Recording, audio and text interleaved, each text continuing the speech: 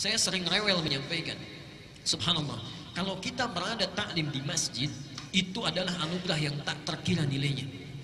Perhatikan kalimatnya, tafsir dari ayat ini bisa kita katakan demikian. Kalau antum masuk masjid, kalimat apa yang diucapkan? Baik. Lihat ya, masjid rumah siapa? Rumah Allah. Masuk rumah Allah sang Khalik dengan masuk rumah kita itu sudah lain aturannya. Masuk rumah kita, sebelum masuk kita ucapkan dulu assalamualaikum. Tolong dicatat ini ya, hadisnya sahih. Seorang yang masuk ke satu ruangan kemudian tidak mengucapkan assalamualaikum, maka syaitan jin berkata kepada teman-temannya, ada tempat bermalam bagi kita hari ini.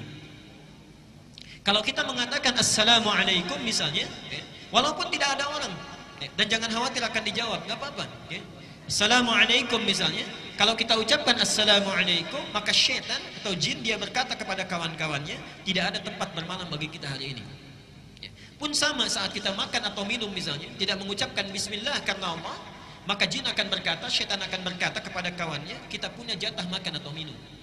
Tapi kalau kita bacakan bismillah, sebut nama Allah, dia akan berkata, tidak ada jatah bagi kita hari ini, baik makan ataupun minuman. Rumah Allah beda cara masuknya. Antum rumah biasa, assalamualaikum, masuk rumah Allah, kaki kanan yang dilangkahkan, dan kalimatnya lain, Allahumma ftahli abwaba rahmatik. Subhanallah. Tolong fokus ke sini ya. Ya Allah, barangkali antum selama ini cuma dibaca, tapi sebetulnya Allah sedang menunggu kita.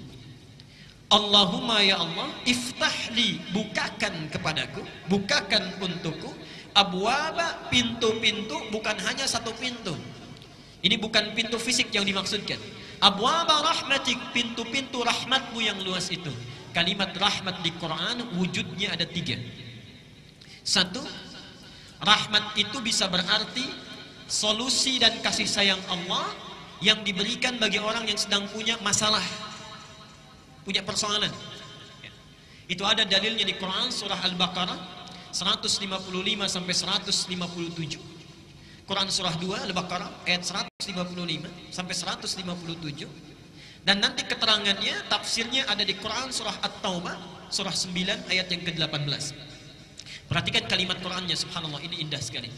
وَلَنَبْلُوَنَّكُمْ بِشَيْءٍ مِنَ الْخَوْفِ وَالْجُوعِ وَنَقْصٍ مِنَ الْأَمْوَالِ وَالْأَنْفُسِ وَالثَّمَرَاتِ وَبَشِّرِ الصَّابِرِينَ 155. الَّذِينَ إِذَا أَصَابَتْهُمْ مُصِيبَةٌ قَالُوا إِنَّا لِلَّهِ وَإِنَّا إِلَيْهِ رَاجِعُونَ 156. Sekarang lihat 157-nya.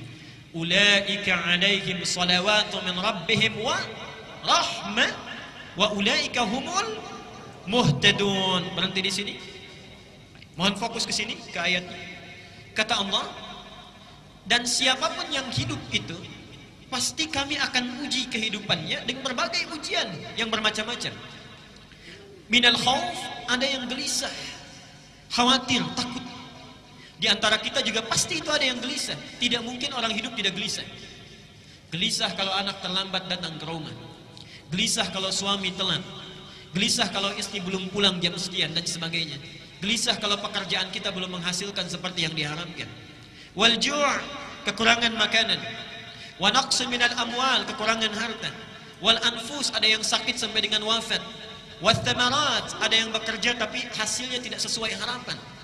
Pasti kita akan alami itu. Seakan-akan, mohon maaf, manusia itu tidak akan luput dari masalah. Tidak ada orang hidup gak punya masalah. Kata Allah, wa basyiris sabirin, berikan kabar gembira kepada orang yang sabar saat dia menerima ujian itu. Siapa mereka? Alladzina idza asabathum musibah qalu inna lillahi wa inna. Perhatikan rumusnya. Kita qalu di sini bukan hanya berkata, bukan. Kata qaul itu juga bisa berarti meyakini. Meyakini dengan sangat yakin. Jadi kalau antum sedang punya masalah, rumus cepatnya jangan mengeluh. Mengeluh itu tidak menyelesaikan persoalan. Antum datang ke sini ada macet, terjebak lampu merah. Antum keluh kesah sana sini, memarahi lampu, itu tidak akan berubah, tetap merah. Kita menggerutu, situasi tidak akan berubah. Jalan yang pertama kita lakukan, qalu inna lillahi wa inna ilaihi rajiun. Subhanallah, alhamdulillah, Allah sudah mengatur ini. Memang ini jalannya yang harus saya lalui. Kalau seseorang mendekat kepada Allah, lahir ketenangan dalam jiwanya. Kalau dia sudah tenang, dekat dengan Allah, perhatikan 157-nya. Ulaika alaihim salawatu min rabbihim. Satu. Orang-orang yang punya sikap seperti ini dipuji oleh Allah. Wa rahmah, kalau sudah dipuji diberikan rahmat. Apa bentuk rahmat itu? Wa ulaika humul muhtadun, diberikan solusi, petunjuk untuk menyelesaikan seluruh masalah-masalahnya. Subhanallah. Bapak Ibu sekalian, ketika antum masuk ke masjid, awas, di antara kita barangkali ada yang lupa. Dibuka pintunya, mengucapkan Allahumma ftahli abwaba rahmatik, bukakan pintu-pintu rahmatmu ya Allah. Ayat ini seakan-akan memberikan kesan Allah sedang menunggu kita punya persoalan apa. Diseakan-akan Allah ini di rumahnya ini sedang menunggu. Adakah di antara kita yang sedang gelisah hatinya? Adakah yang punya persoalan di pekerjaan dan hartanya? Adakah yang sedang sakit ingin meminta kesembuhan? Adakah yang sedang punya persoalan omsetnya barangkali tidak naik, stagnan, terus turun dan sebagainya? Antum masuk ke ruangan masjid, Allah sudah tunggu. Jadi kalau kita sudah berada di dalamnya, tunaikan salat 2 rakaat, duduk sibukkan diri kita untuk meminta kepada Allah Subhanahu wa taala. Orang yang minta diberi nama dengan muhtadun, kalau sudah diberikan diberi nama dengan muhtadin. Lihat di surah At-Taubah ayat ke-18 tadi, tafsirnya. Innama ya'muru masajidallahi man amana billah wa aqamas salat wa ataz zakat wa lam yakhsha illallah fa asa ulaika ay yakunu minal muhtadin. Yang memakmurkan masjid Allah itu kalangannya terbatas. Kalangannya terbatas, subhanallah. Itu hanya orang-orang yang yakin kepada Allah, menunaikan salat dengan konsisten, tunaikan zakatnya dengan baik, tidak pernah takut kecuali hanya pada Allah Subhanahu wa taala. Subhanallah, kata Allah, fa'asa ulaika ayyakunu minal muhtadin. Asa beda dengan la'alla. Kalau la'alla itu berjuang keras dulu baru dikasih. Karena itu ketika Allah menurunkan ayat tentang puasa di Ramadan, itu ujungnya ditutup dengan la'allakum. Terulang sebanyak 59 kali dalam Al-Qur'an. La'allakum itu artinya sesuatu baru diberikan kalau dia serius. Kalau serius. Karena itu jangan harap setiap orang yang puasa itu bisa takwa, belum tentu. Ketika la'allakum tattaqun menutup ayat Al-Baqarah 183, seakan-akan ada kesan yang bisa jadi takwa itu hanya orang yang serius puasanya. Yang tidak serius belum tentu dapat. Mungkin awal-awal puasa salat di saf terdepan, selesai puasa, maaf, masjidnya pun bisa tidak hafal. Mungkin bisa begitu. Hanya orang serius yang mendapatkannya. Tapi kalau antum bisa mendawamkan ke masjid, baru masuk saja, bahasanya bukan la'alla, asa. Asa itu kalau kita lakukan dengan yakin, Allah cepat kasih. Allah cepat kasih. Jadi mohon maaf ini ya, kalau antum sudah di masjid, ayo sibukkan. Sibukkan dengan mendekat kepada Allah. Peluangnya ada, antum sedang dinanti ini.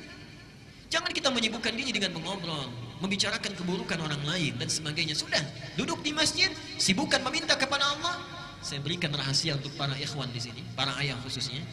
Para sahabat itu rata-rata, termasuk ulama dan salafus salih. Kalau pulang dari pekerjaannya, Pak, itu mereka membiasakan mampir ke masjid. Salat tahiyatul masjid di masjid, kemudian mereka mendekat, memanjatkan segala doa kepada Allah, menyerahkan hasil usahanya. Subhanallah, rata-rata mereka itu bisnisnya tidak pernah rugi, selalu untung. Tidak pernah rugi, selalu untung. Bayangkan masjid di masa itu belum ada karpetnya, alasnya masih tanah. Atasnya pelepah kurma, kan? Mohon maaf, apa namanya? Tembok-temboknya itu sekatnya pelepah kurma, atasnya daun-daun kurma. Kalau masjid yang terbatas saja mereka sudah bisa melakukan dengan baik, maka antum masjidnya yang hadir di samping tempat kita, tempatnya bagus, ada AC-nya, karpetnya baik, segalanya cukup, belum sempat menyentuh kita untuk mendekat kepada Allah, maka dengan cara apa lagi Allah mesti fasilitasi. Itu bagian yang pertama. Yang kedua, rahmat itu juga bisa berarti ampunan Allah bagi orang yang punya dosa tanpa batas. Bagi orang yang punya dosa yang berlebih. Quran surah 39 ayat 53, Az-Zumar. Quran surah 39 ayat 53. Qul li'ibadiyalladzina asrafu ala anfusihim la taqnatu min rahmatillah. Katakan Muhammad kepada hamba-hambaku yang berbuat dosa dengan israf. Israf itu berlebihan. Jadi kalau ada orang minum 1 gelas, yang ini 8 gelas.